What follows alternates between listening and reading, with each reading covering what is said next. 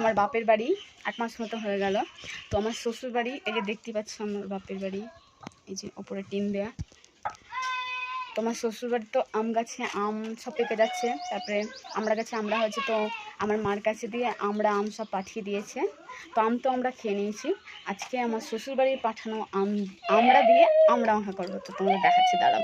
লঙ্কা সব ধুয়ে এখানটাই রেখে দিয়েছি। আর এই যে আমার বোন হচ্ছে আমরা মাখছে, আমরাগুলোকে ছেঁচে নিচ্ছে, দিয়ে তারপরে করবো। আমরা দিকে ছেঁচা হয়ে গিয়েছে, আরগুলো ছেঁচে নেবে। এই যে বালতিতে রাখা আছে, সবগুলো ছেঁচে নিই, তারপরে তোমাদের দেখাচ্ছি, দাঁড়াও। ভালো ছেঁচা হয়নি বলে আবার একবার আমরাগুলো ছেঁচে নিচ্ছে আমার বোনও। এরপর লঙ্কা ছেঁচে নেবো আমরা। এই যে আমার মা বুড়েল আছে, বসে আমরা মাখা থাকছে। লঙ্কাটা বাটবে আমার বোনও, দেখো জোগাড় যন্ত্র হচ্ছে লঙ্কা বাটা। রুগা পাতলা যদিও দেখতে, কিন্তু হাতে প্রচুর জোর আছে। তো এই দেখো বন্ধুরা, এখানটায় লঙ্কা ছাঁচা হয়ে গিয়েছে, এবার মাখবে।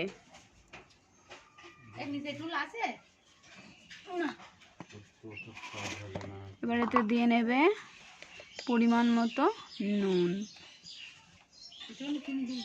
এতে দিয়ে দেবে একটুখানি চিনি, এটা মেখে নেবে আমার বোনু।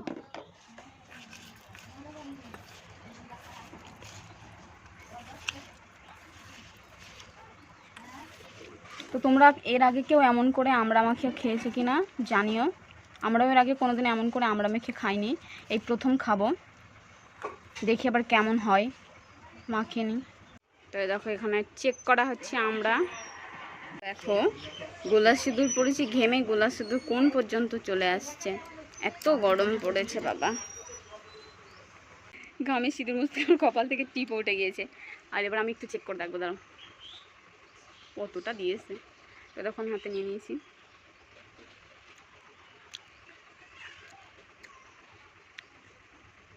কি টক বাবা। তাই দেখো আমার বোনু কলা পাতা নিয়ে এসছে, কলা পাতা খাবো। কলা পাতাটা এখন ধুয়ে নিচ্ছি। দেখো এই যে দিল, এর একটা দিল। যদিও বা আমড়াগুলো দেশি আমড়া ছিল, তবু এর টেস্ট দারুণ ছিল। আর এই এত প্রখর গরমে টক টক আমড়া মাখা প্রচুর ভালো লাগছিল। আর আমার প্রচুর গরম লাগছিল বলে আমার মা আবার দেখো স্ট্যান্ড ফ্যান চালিয়ে দিয়েছে, তো ওটাতে আওয়াজ ভালো বোঝা যাচ্ছিল না। এই যে আমার ভাইজিটা চলে এসছে স্নান টান করে আমরা খাওয়ার জন্য। নাও খাও, তুমি খাও। দেখো ওর রিয়াকশনটা লাগছে না।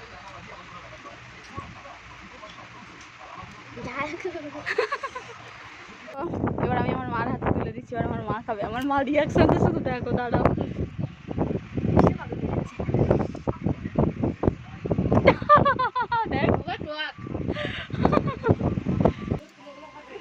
কেমন করে দেখো কলাপাতা চেটে চেটে খাচ্ছে আঙুল।